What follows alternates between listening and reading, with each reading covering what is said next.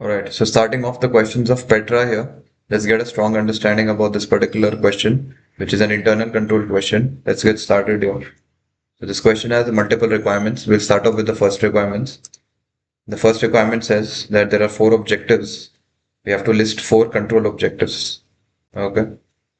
So the control objectives means that the controls are already there. We have to just say what is the objective of that control. Okay. And with regards to the sales system, and it's a 4 mark question. So the moment they say sales system, we can go connect it to the part which relates to sales. Okay. So here the controls are there. So if we look into the controls here, that the carry out credit check is a control. Okay. Along with that, sales staff checks the customer is within the credit limit.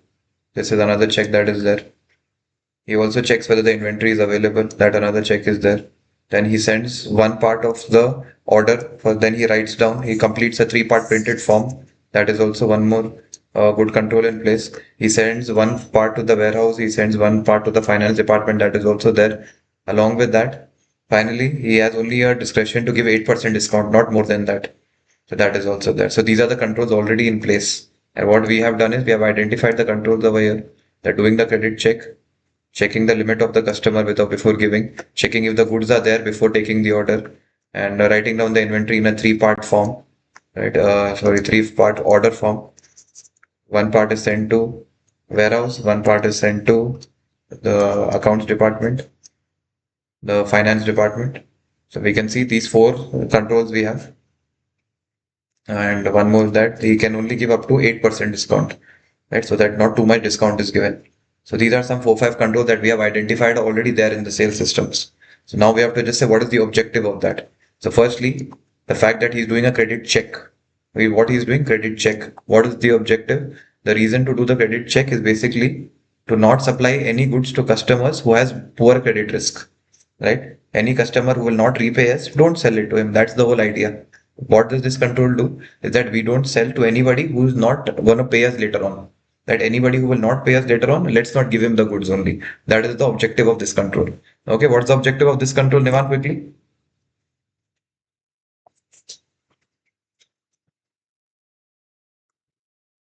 So can you hear me? Yes, I can. Yes, so the objective of this control is to not supply goods to the customers having poor credit score. Correct. So these are the guys who might not pay us only in the end. So why give them the goods? That's the purpose of the first control. Second, again, is moving on to the same reason here, that before we give them the goods, we ensure that we check their credit limits, right? We check their credit limits. Why we are checking? Again, just to see if this customer is worthy of getting more credit from us or not. Little credit I gave, no problem. Now he wants more credit. So is it worthy enough to get more credit? Is that customer worthy enough to get more credit? It again ties back to the credit worthiness. Then we have the third one here. Then we're looking into the objective of this particular control that's already in place.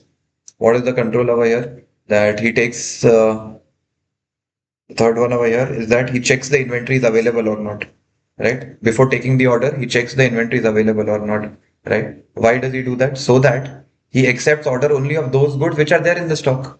If it's not there in the stock, he will not take the order. That's it. If they are there in stock, only then he should take the order. That's the reason he does this.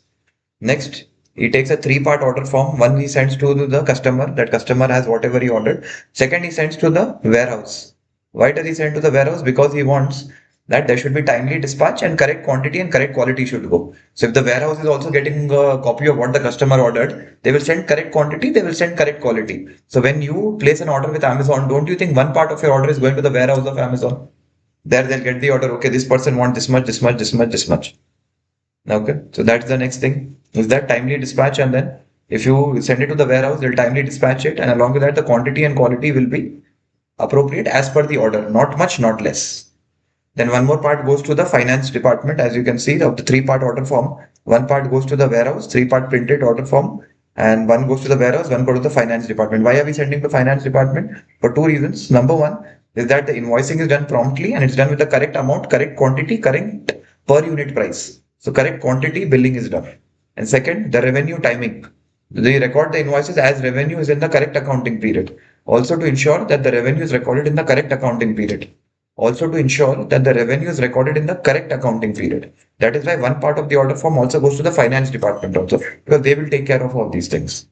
And finally, a maximum discount of only 8% can be given. And here it has to be ensured that credit is only given up to an authorized limit. Anyone should not get credit beyond 8%. So the maximum that a sales staff can give is 8%. If anything more is needed, then you'll have to take permission from others. Someone senior, you'll have to take permission, which again is not in the purview of the sales staff. If sales staff has to give discount, maximum 8% he can give. He cannot give more discount. If sales staff has to give a discount, maximum discount that he can give is 8%. He cannot give more than that. Okay, the maximum that he can give is 8%. He cannot give more than that. The maximum he can give is 8%, nothing more than that. Right? So this control is there just so that excess is not given by the sales staff. Excess discount is not given by the sales staff. That is the reason why this is in place. So that excess discount is not given by the sales staff. That's all. Okay, excess discount is not given by the sales staff. That's the whole reason. Okay, done. So that was the first question here. We figured out what the controls are in place, and along with that, we gave just the reason why that control is there. Why is the security guard there in a college? Why is the CCTV there in an apartment? Why is an invigilator there in an exam? They are there. We are figuring out why they are there. That's all we are doing in this system. They are already there. We are just figuring out why they are there. That's it.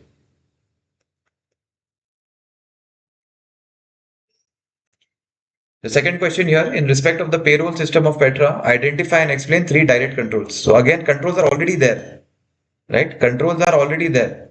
Okay, so we have to tell why are they there. Okay, first we have to identify them and then tell why are they even there. And then we have to tell how can we as auditors test them. Yeah, that's the question. First, controls are already there in the payroll system. Controls are already there. What we have to do is identify those controls, tell why are they important, and then explain how an auditor can test them. That's it. Controls are already there. Controls are already there in the payroll system. What we have to do, identify them, tell why are they important, and third, as an auditor, how can the auditor check it? That's it. That's all. Nothing else. Okay. Can you repeat that? Yeah. So in this question, what we have to do is controls are already there. First, we have to identify those controls. Second, we have to tell why are they important in the first place. And third, we have to check, we have to state how as an auditor we can check those controls. So first we identified the control, then we said why is it important, and third we're telling as an auditor how can we check them. Three things we have to answer. Okay, what is it that we identified the control, we told why are they important, and finally we are telling how can it be checked. IWC, identify why is it important and how can we check. Identify why is it important and how can we check. Three things. So let's start here.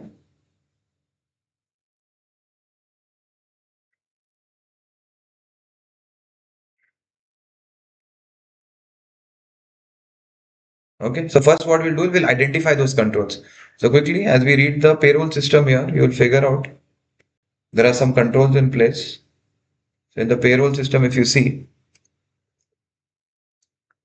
the payroll system, the employees are working in a factory and who are paid based on the number of hours. So they are paid in on a weekly basis. And these have a very unique clock card and they use it to enter and exit the factory at the beginning or at the end of their shift. And this process is supervised by a security staff. So this is the first control, direct control. This is the first control that is there. Right? That when they clock in and clock out, a security guard is supervising that process. When they enter into a company, they clock in. When they come out of the company, they clock out. And this entire process is being reviewed by a security staff. Easy. Okay, this is the first control. Second, why is this important? Just to ensure that people are paid only for actually hours worked. Right? This process, the control basically ensures that employees are only paid for the actual hours work and prevents one employee from clocking in for another. He can take the ID card of the other employee and just clock in for both and then clock out for both and both get paid and the other guy didn't even come. Right? This is why the control is important. And as an auditor, how can we test? We can observe whether the security guard is checking or not. We can observe the employees using the clock cards, obviously that 1111 clock card is going, and also to check if the security guard is supervising this process or not. That's it.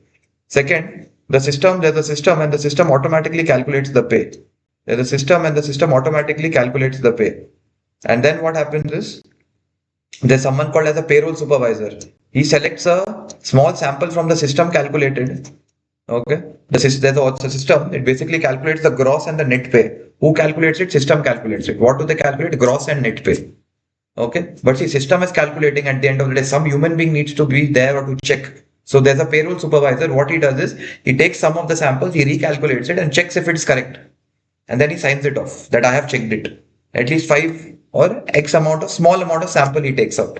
Just so that the system is calculating correctly. There's no problem with the system.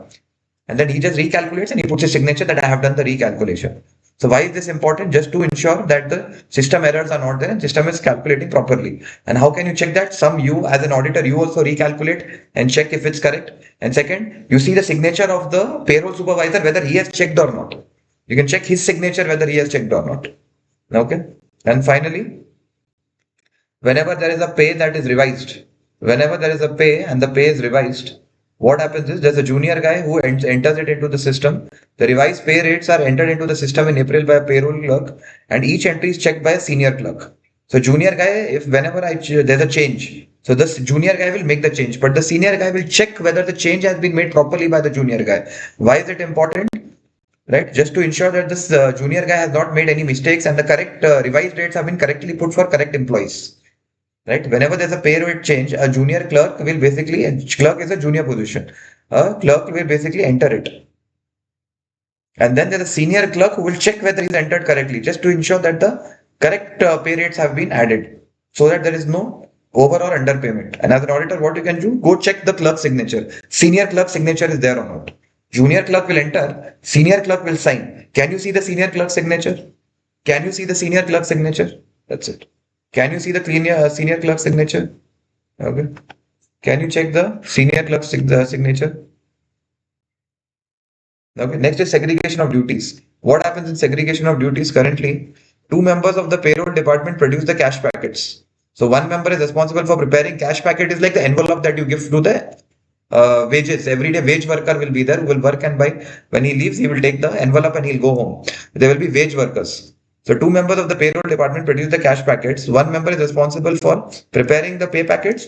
The other one, he counts that entire pay packet. The second member recounts the contents and matches it with the pay slip. Right, and both people are required to sign the weekly payroll on the completion of this task. They have to sign also. Right, two members produce cash packets. One member is responsible for preparing it. The other will count it and will compare it with the pay slip. And both are required to sign. Right, just to ensure. Why is this needed? This is mainly needed just to ensure that correct payments have been given and two correct payments are released, okay, to factory workers, and no under overpayment is made.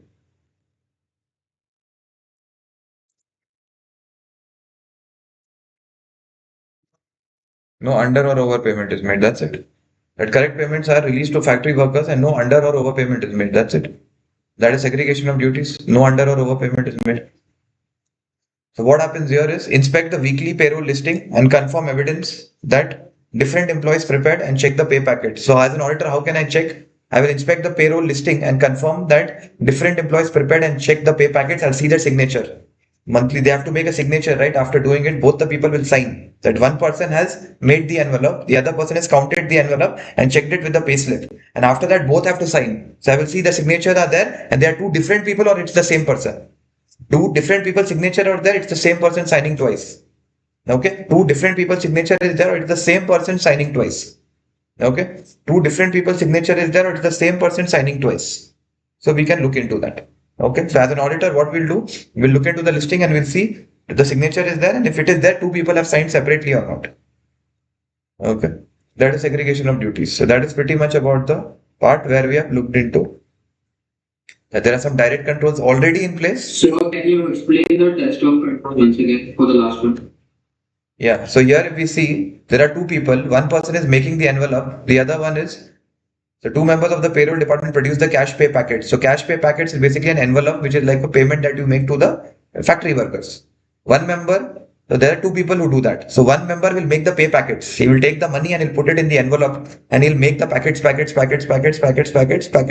So one person is making the packets. He'll put money in an envelope for the first factory worker. Then again, one more person, second factory worker. So he'll be making the envelope. Why one employee just needs to put the money inside the envelope and keep it ready.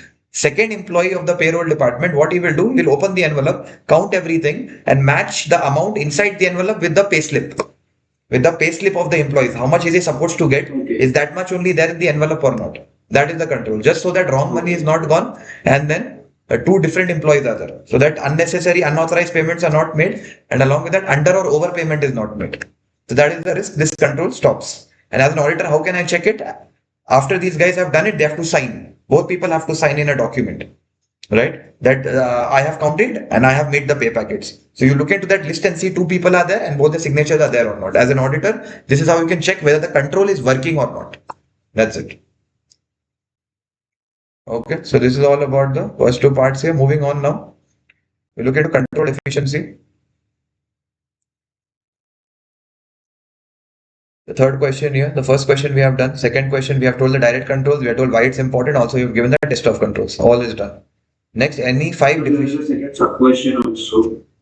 हाँ, that was the test कैसे करेंगे हम लोग. तो यहाँ मैंने बता दिया ना टेस्ट कैसे करेंगे हम लोग. ओके, फर्स्ट वाला था कि कंट्रोल को आइडेंटिफाई करना है. पहला है कि कंट्रोल को आइडेंटिफाई करना है, तो फर्स्ट पार्ट इधर आंसर हो गया कि कंट्रोल आइडेंटिफाई करना है. सेकंड है कि इससे क्या, उसी में मैंने लिख दिया कि ये क्या प्रॉब्लम सॉल्व कर रहा है हमारी. और थर्ड में इसको हम लोग चेक कैसे करेंगे, वो भी इधर है कि हर एक कंट्रोल हम लोग चेक कैसे करेंगे as an auditor, which is just third question, we just put it together. Okay, next looking into the part C here, five deficiencies in the sales and purchase system and provide a recommendation. So deficiencies and recommendation. Okay, so let's look into the deficiencies and the recommendations. Okay. So here, if we look into the sales system first, since we have already read it, I think we will easily be able to find it. So let's look into that here.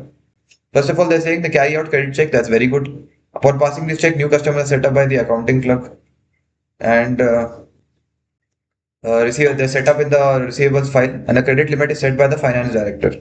Okay. The credit limits are only reviewed if the increase is requested by the customer. So this is the problem here, right? That the credit limits are not reviewed. Customer credit limits remains unchecked unless the customer asks. The limits can actually be too high or it can be too low, right? Causing a lost sales. So what happens over here? The credit limits that have been set by the finance director, they are only reviewed if the increase is requested, right? But these limits should be reviewed. Why? Because credit limits remain unchanged unless the customer asks.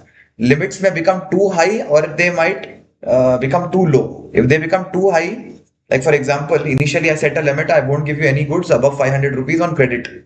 And then over a period of time, he was regularly paying, everything was good. So I should increase that limit, right? So here they're telling the credit limits are only reviewed if the increase is requested by the customer.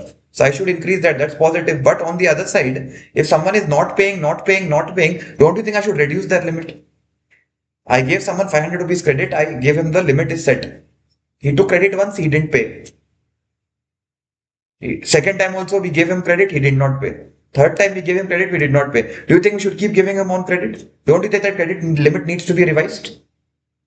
So the credit limits needs to be regularly updated and revised, right? Because else someone will keep taking the money, keep taking the goods, not pay, and we are still giving. Why? Okay. So if it's too low, it's a problem. If it gets too high, it's more problem. Okay. So now what is the recommendation here? Review the credit limits regularly and update them when necessary. Review it regularly, the limits, just review it regularly and update them whenever necessary. Review it regularly, update them whenever necessary. That's it. Okay, did it make sense of this one here, anyone? Yes, sir. Okay, review it regularly, make updates whenever necessary. Yeah, Richard, did we understand this?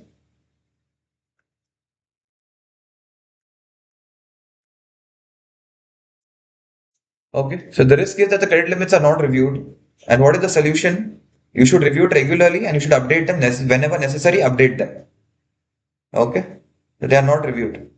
Next, if you see the order form that the order form is filled, three-part order form, one goes to customer, one goes to warehouse, one goes to finance department, right? Sales department, they are not receiving an copy of the order only. Add another copy to the sales order and send it to the sales department, right? One copy should go to the sales department.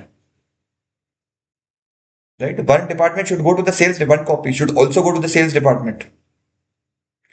Why is this necessary? Because sales staff cannot monitor whether orders are fulfilled on time, potentially reducing customer satisfaction. So one of the order form, it's a three-part form. One is going to the customer, one is going to warehouse, one is going to finance department.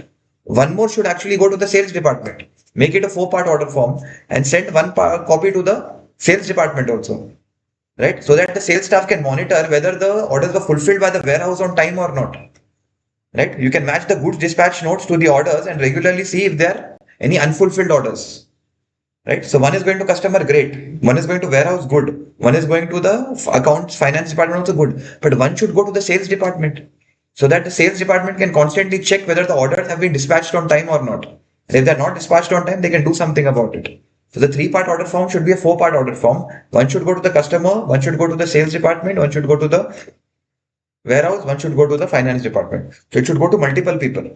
It should not just go to one person. It should not go to these three people. It should go to one more person, that is the sales department. So that on a regular basis, the sales department can check whether they are released on time or not, whether they're fulfilled on time or not. Right? So that is one thing. It should be a four-part rather than three-part. And even if it's three-part, figure out, give one to the sales department for sure. Along with that, sales staff can give a discount of only 8% and no review is undertaken. No one is reviewing. So what you should do? These discounts should be require the discount to be authorized by the sales director and supervisor. The system should prevent discounts above 8%. Regularly review the discounts granted. We should regularly review how much discount is being granted. And if someone wants to give discount above 8%, the system should not allow. Right? If anything above 8%, it should be authorized by a senior person. Right? So see, if the discounts are not reviewed, the sales guy can give a lot of discount then. He'll take a bribe and he'll give a lot of discount. So the sales, the discount level should be reviewed. The system should be made in such a way, the system should be made in such a way, the system should be made in such a way that if someone tries to give more than 8%, they can't give. They will ask for authorization. And who should authorize any discount above 8%? The sales director, sales supervisor. Sales staff can only give 8%. If he tries to give more also, the system should reject it. Then what should the system say? Take approval from the supervisor, take approval from the director. That is what the system should say. Why is this necessary? Because the sales staff can give a discount up to 8%, but there is no review. Sales staff may end up giving unauthorized or excessive discounts to achieve the sales targets. He has a sales target, he will start giving more discount also. Right? So what a solution to that? Regularly, first of all, review that the discount granted is not above 8%. Second, try to build a system in such a way that the moment the sales staff is trying to give a discount of 8%, the system stops him and it asks for authorization. And anything above 8% should be given by the sales director. Why is it necessary? To stop the sales guy from giving unauthorized and excessive discounts to meet his sales targets so that he gets a bonus. That is why it is necessary. Okay, clear on the third one here, Nivan? Is it clear? Yes, somewhat, sir. Okay, तो clear कर लेते हैं। यहाँ पे क्या हो रहा है कि सेल्स स्टाफ कितना डिस्काउंट दे सकता है? मैक्सिमम 8%. 8%। अगर उसका मन किया तो वो ज्यादा भी दे देगा, तो कुछ तो होना पड़ेगा ना उसको रोकने के लिए, है ना? Don't you think? Right, sir. कुछ तो होना पड़ेगा उसको रोकने के लिए। तो अब आप क्या करो, सबसे पहले अपना सिस्टम ऐसे बनाओ कि जब भी कोई वो 8% से ज्यादा देने की कोशिश करे, सिस्टम उसको अलाउ ही नहीं करे। सिस्टम बोलेगा कि आप सीनियर से अप्रूवल लो। क्लियर है? Okay. और regularly review the discounts that is granted. तो जितना वो ग्रांट किया है, एक बार वो लिस्ट देखते रहो कि 8% ही है ना हर जगह, तो एक बार वो लिस्ट देख लिया। दूसरा, सिस्टम ऐसा बना दिया कि 8% से ऊपर मिलना ही नहीं चाहिए, और अगर चाहिए 8% से ऊपर तो एक सीनियर को ऑथराइज करना पड़ेगा। That's it. तो सबसे पहले मेरे को बताओ, अगर ये रिव्यू नहीं हो रहा है तो उसका रिस्क क्या है? Just tell me what is the risk since this is not being reviewed, what is the risk? The person in charge can give like how much of a discount he wants. Correct. So as a solution, what you should try to do? Make such changes in the system that the system does not allow him to provide discount more than 8%. ठीक है, तो वो एक चीज हो जाएगी। आप suggestion दे सकते हो। एज और क्या किया जा सकता है इसके लिए? We can review the discount granted बस on a weekly or daily basis. बस रेगुलरली रिव्यू के कितना डिस्काउंट ग्रांट हुआ है, that's it. Yeah, clear, Abhinavan? Yes, sir. Now, next. Now we look into the purchase here. So they're saying the company has a purchasing department on its head office. All members can have full access to the master supplier file data. So that is bad. Everyone can't have access, right? Imagine if everyone had access, what will happen? Right? Everyone should not have access to that master supplier file data. Everyone has access. So restrict the access to only authorized employees and maintain a log. So anyone who logs in, his name should come. Right? Why is it important? Because anyone can set up a fictitious supplier and do fraudulent payments to himself. Everyone has access to the supplier master file data. So anyone can make a fake supplier and divert payments to his bank account. So not everyone should have an access. Only authorized people should have an access. And after that also, anyone who accesses it also, his log should be recorded. That last this person came in, last this person made an edit, last this person made a change. That's it. Right? If everyone have access, what they will do, there's a risk that they will set up an fictitious supplier and they will put their bank account and the payments will go there. Okay, and then what will happen? The payments will go there. Okay, then what will happen is the payments will go there. They will set up, they will set up a payment and the payment will, they'll set up a fake supplier. They will set up a fake supplier and the payment will go there then. So what we should do? Only people who have authorized and only certain people should have the authorized to make changes in the master data file. Everyone should not have can make changes in master data file. Not allowed. Everyone should not be allowed. Master data file, everyone should not be allowed. Only certain employees should be allowed in master data file. Okay, master data file, everyone should not be allowed. Certain specific employees only should be allowed. That's it. Okay, let's make sense of this one here, Nivan. What's happening here? So the definition is like too many employees can change the supplier data. Okay. And so the objective of the control could be like we can restrict the master data access to only authorized employees like who should be in charge, and we can have a review over it regularly. Okay. What is the risk if this continues? So anyone who has the access can add their personal accounts into the supplier data. So if fictitious and fraudulent payments can occur, so they can directly transfer the money to their personal accounts. Okay, perfect. Okay, next we look into.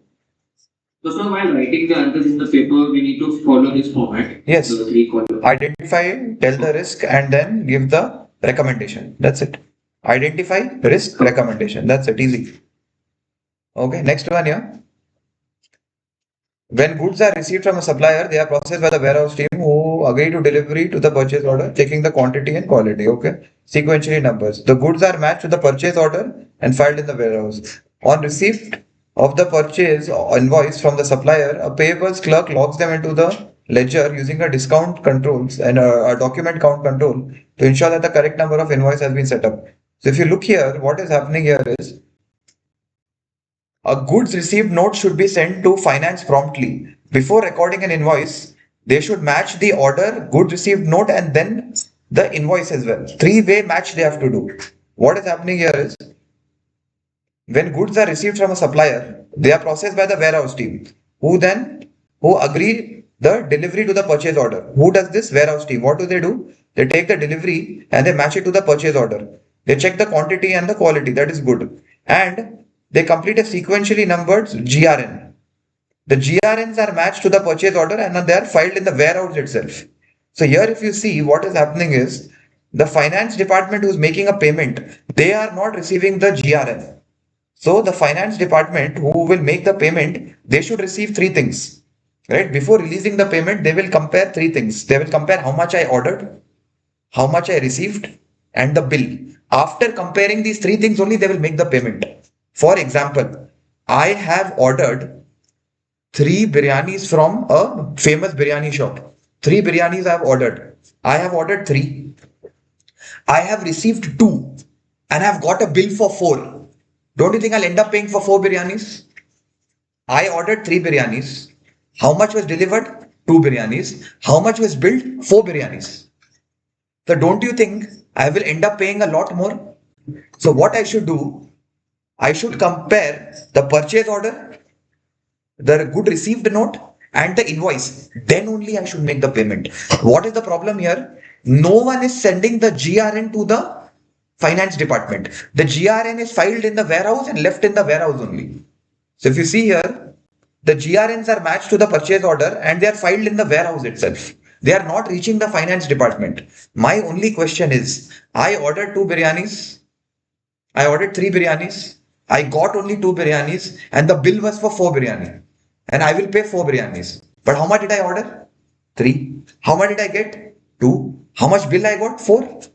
And then the accounts department will pay for all the 4 biryanis. So that is wrong. So before making any payment, the accounts department needs to check 3 things.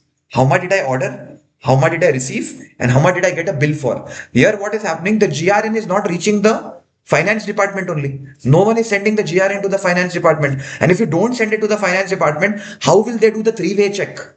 A 3-way check needs to be done. How will you do the 3-way check? So that is the problem over here. Okay, let's look into this, Nivan. What is happening here?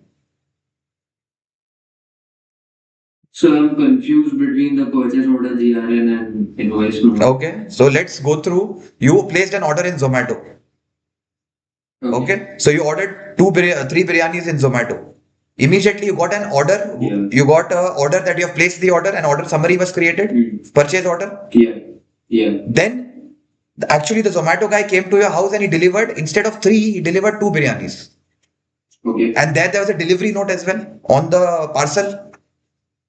Okay. On the parcel, a delivery note was there, no? That it says किसके अंदर क्या है parcel के अंदर. GRN. That is the GRN. The Good received note. Okay. And then he sent you an email pay. They have sent you an invoice for 4 biryanis. Okay. And you paid for 4 biryanis. Okay. आपने order किया था 3, घर आया 2, और आपको bill मिला 4 का. Did you understand the problem that is happening here? Yeah, I got it. तो आपको क्या करना चाहिए? पैसे देने के पहले तीनों चीज को कंपेयर करना चाहिए. कौन सी 3 चीज? कि मैंने कितना ऑर्डर किया, मेरे घर पे कितना आया, और कितने का बिल मिला मेरे को. तीनों को कंपेयर करो. तीनों अगर एक जैसा है तभी पेमेंट करो. Okay. Logically don't you think that's the right thing to do? Yes, sir. But यहाँ पे क्या हुआ है? GRN फाइनेंस डिपार्टमेंट तक पहुंचा ही नहीं. इन्होंने वेयर हाउस में ही GRN को फाइल कर दिया और उधर ही छोड़ दिया GRN को. Okay. गुड्स रिसीव्ड नोट, कि जब हमको डिलीवरी मिलती है तो उसमें एक नोट ले रहता है कि इतना माल है इस पार्सल के अंदर. वो नोट वो वेयर हाउस में रह गया, वो फाइनेंस डिपार्टमेंट तक पहुंचा ही नहीं. Okay. That is the weakness. Okay. I get it now. ठीक है, कि जितना मैंने ऑर्डर किया, जितना मिला और जितने का बिल हुआ, तीनों मैच करना चाहिए, तभी पैसा देना चाहिए मेरे को.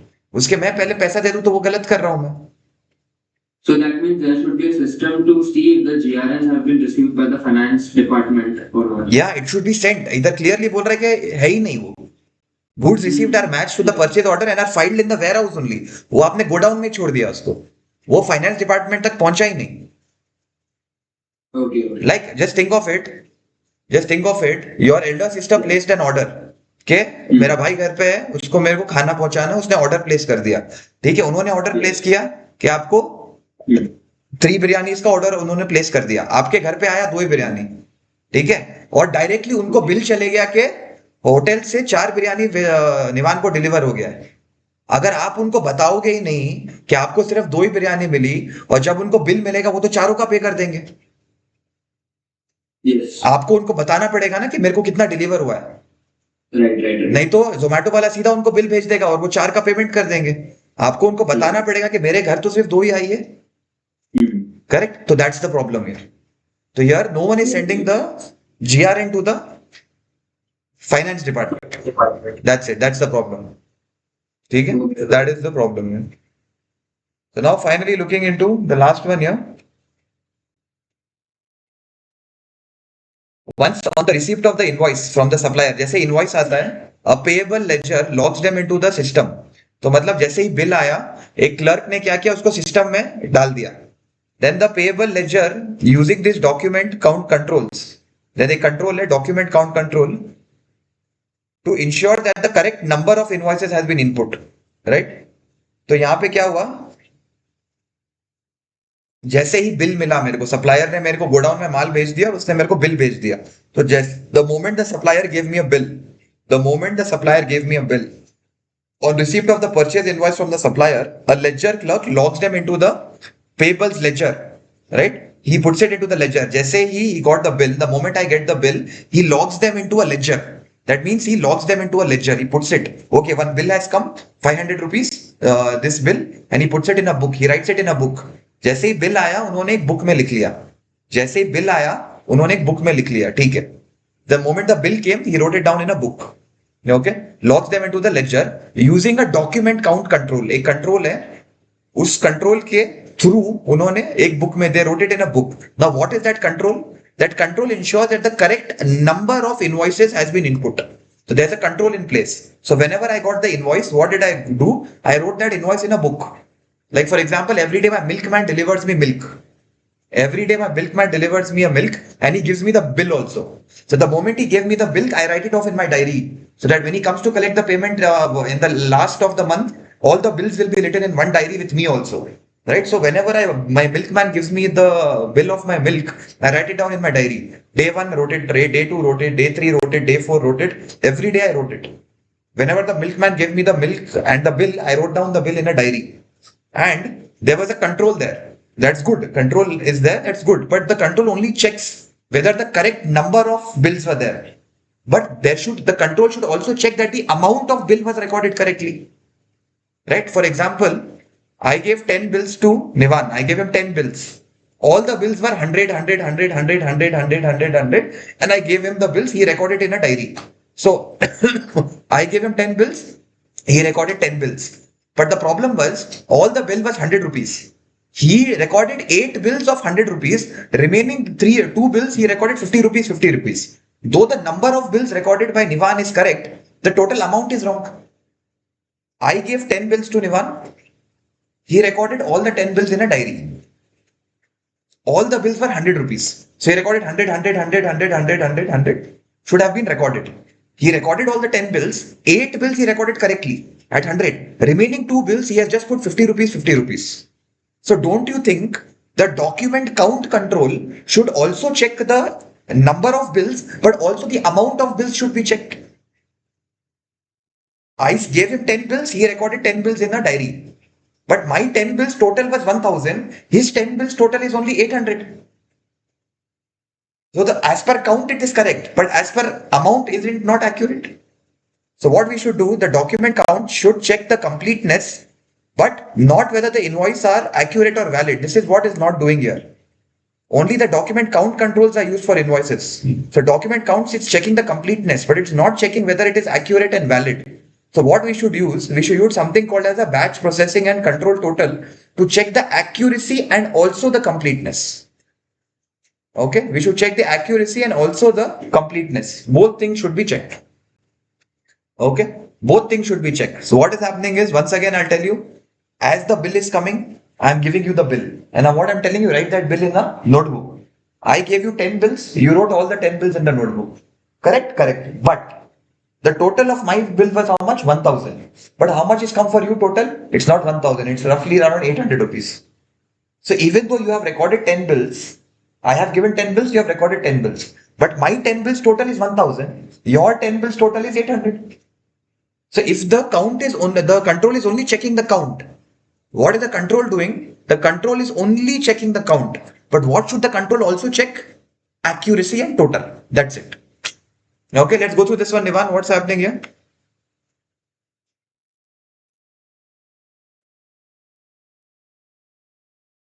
So the document counts only check the completeness, like what number of bills are there, but Yes. it does not check the amounts of the bill, like Right. what amount do we get.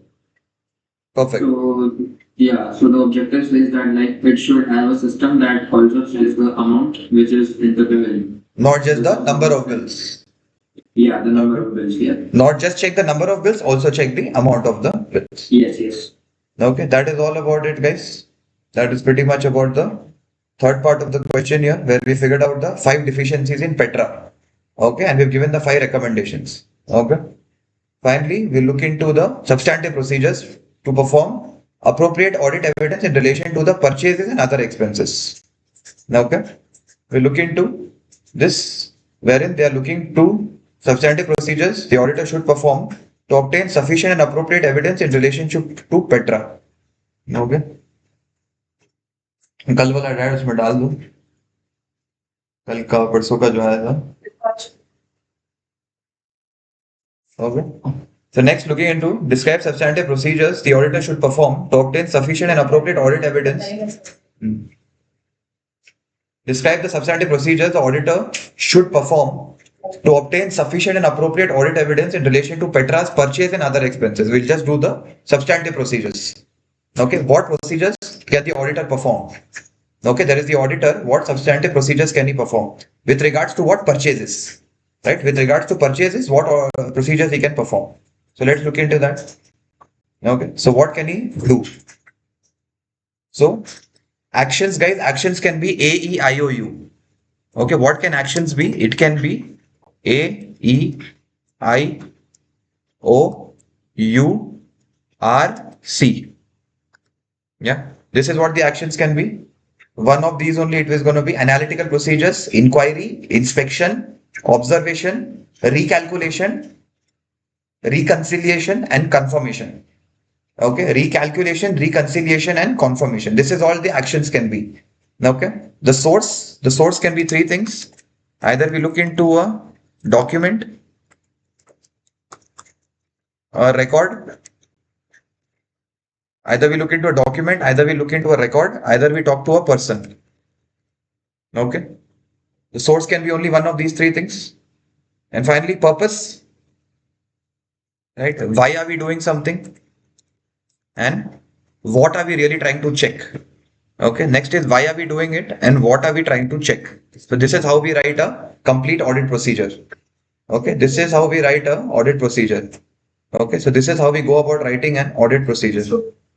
Okay, so this is how we go about writing an audit procedure. Okay, this is how we look into writing a procedure. So first one, calculate the operating profit and the gross profit. Firstly, calculate the operating profit and the gross profit margin. What we'll do firstly, calculate the operating profit and the gross profit margin, compare it with the previous years and investigate if there were any difference. 2027 gross profit, 2026 gross profit, and I will compare. This year gross profit, last year gross profit. This year operating profit, last year operating profit. I will calculate this year's gross profit, last year's gross profit. This year's operating profit, last year's operating profit. Okay, so I'm calculating. So I'm doing the R over here. R I'm doing recalculation. So what I'm doing, I'm recalculating what? Operating profit of this year, gross profit of this year. What am I comparing it with? Operating profit of last year, operating profit, gross profit of last year. Okay, from where will I get the data? From the financial statements, from the management records, and from the budget of previous year figures. From there I will get the data. Why am I doing this? To see if there are any unusual movements in purchases and expenses. Is there any unusual movements in purchases and expenses? And which assertion is tested? Accuracy, completeness, and occurrence. Which assertion is tested? Accuracy is tested, whether there was some accuracy, completeness is tested, and where if anything out of the box occurred, any occurrence is also tested. Whether certain expenses actually occurred, whether certain expenses actually occurred. Right? So what am I doing? Number one, what am I doing? What am I doing here? I'm calculating operating profit, gross profit margin, and I'm comparing them. Right? I'm calculating them and I'm comparing them. I'm calculating them and I'm comparing them. Okay, I'm calculating them and I'm comparing them. I'm calculating and comparing. What? Operating profit and gross profit. From where did I get the data? Financial statements, management accounts, budget figures. Why am I doing that? To see if there are any unusual movements or errors are there. Right? Why? To confirm accuracy. Just, I've given you multiple, you can just write one assertion. That's it. To confirm accurate, whether it's accurate or not. Right? To see any errors or see any unusual movements. To see any errors or to see any unusual movements. That is the first thing. I took the operating profit numbers and the gross profit numbers from the financial statements. I took the cost numbers, revenue and COGS. I took the cost numbers and revenue numbers, calculated the gross profit, calculated the operating profit margin, compared it with the previous years, investigated any differences. From where did I get the information? Financial statements. Why am I doing that? To see any unusual movements or errors. What am I trying to check? Accuracy, completeness. Okay. What am I trying to check? Accuracy and completeness. Okay. Next, what am I doing? I'm reviewing. What am I doing? I'm reviewing. First of all, what did I did? I calculated and I compared. First, what did I do? I calculated and I compared. First case, what did I do? I calculated and I compared. First case, what did I do? Calculated and compared. Okay. Two things I did. Where did I get the numbers from? I got the numbers from the financial statements. Where did I get the number from? Financial statements. Okay. Where did I get the number from? Financial statements. Why did I do that? To identify any unusual movements in errors. To find any unusual movements and errors. And what was the assertion tested? Accuracy and completeness. Right? Accuracy was tested whether there has been some any unusual things have happened or not. If there's an unusual, I'll go and check why is the unusual thing. If the reality unusual happened or some error was there. That is why unusual has happened. Imagine 5%, 5%, 5%, 5%, suddenly 500%.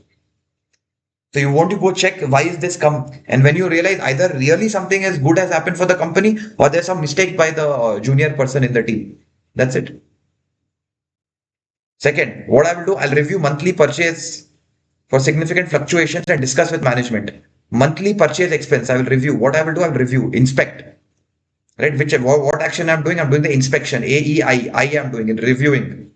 And then I'm discussing with the management. Let's see, I reviewed this and I found this. Okay, I'm reviewing it and I'm saying I found this. Okay. From where will I get all this information to review the monthly purchase and expenses? From the monthly management accounts and the expense reports. From where will I get it? From the monthly management accounts and the expense report. From there I'll get the information. Why am I doing this? To see any unusual or expected change, right? To confirm accuracy and completeness. Why? To confirm accuracy and completeness. Why am I doing this? To confirm accuracy and completeness. Okay, so what I'm taking monthly purchases and comparing it, right? Monthly purchase and expenses for significant fluctuation. I'm just reviewing it, right? Was there significant fluctuation this year? Where will I get the information? In the expense report. Why am I doing that? To see any unusual or expected changes. Why? To confirm accuracy and completeness. Next, what am I doing next? I'm reviewing the annual purchase and expense line by line, and I'm comparing it with the previous year. Again, you see very similar types of procedures. I'm reviewing the annual purchases and comparing it line by line, and I'm comparing it with the previous year and looking for any differences. I'm reviewing the annual purchases. First of all, what did I review and compare? Operating profit, gross profit. Then what I looked into? Monthly purchase. Next, now what I'm looking into? Annual purchase. Annual purchase. Where will I get the information? In the general ledger, in the annual expense analysis. Why am I doing this? To identify any missing, incorrect, or any unusual expense. Again, to confirm accuracy and completeness. Next, what I'm doing, I'm recalculating a sample of purchase invoice totals and related tax. Right? I'm taking the bill, I took an invoice, I added it up once again. And then I'm confirming if it's recorded in the general ledger correctly. So what did I do? I took the total, I recalculated the total first of all. So see, the moment there is recalculation, I'm checking for accuracy. Right? The moment it is recalculation, I'm checking for accuracy. First thing, that is it accurate or not. So what did I do? I recalculated it. A sample of purchase invoice and related tax, I recalculated and I checked whether it's recorded in the general ledger or not. Right? So first of all, whatever invoice came and the tax calculation, I'm seeing if it's there in the general ledger. Where will I get the information? I'll get it in the invoice and I'll get it in the ledger. Right? Why? To see if it's mathematically accurate and correctly it has been recorded in the ledger or not. Right? Just to see accuracy and classification. Properly it has been classified in the ledger or not. That's it. What did I do? I took a bill. I recalculated the bill with the tax. First of all, just to that. And then I compared it with the ledger. Why did I do that? Just to see if the calculation is correct. To check if the calculation is correct, mathematically accurate, and whether it's there in the ledger or not, proper classification and recording is done or not. Next, recalculate the prepayment and accrual. Again, I recalculated. What did I recalculate? Prepayment. Prepayment means I have paid in advance. Accrual means I have taken the goods yet I have not paid. Prepayment means I have paid in advance. Accrual means I have taken the goods but I have not paid yet. Accruals. Okay, I have taken the good but I have not paid. Recalculated the prepayments and accrual. Prepayment means I've paid in advance. Accrual means I've taken the goods, I've not paid. I'm recalculating that. Where will I get that information? Prepayment, accrual schedules and supporting documentation. Why am I doing that? To ensure expenses are recorded in the correct amount and the correct period. Correct amount, correct period they are recorded. Why? To check accuracy and cutoff. To check accuracy and cutoff. Then one more thing what I'm doing. Okay. I'm selecting post year end expense invoices after the year end, the invoices, and checking whether expenses relate to the current period have been accrued.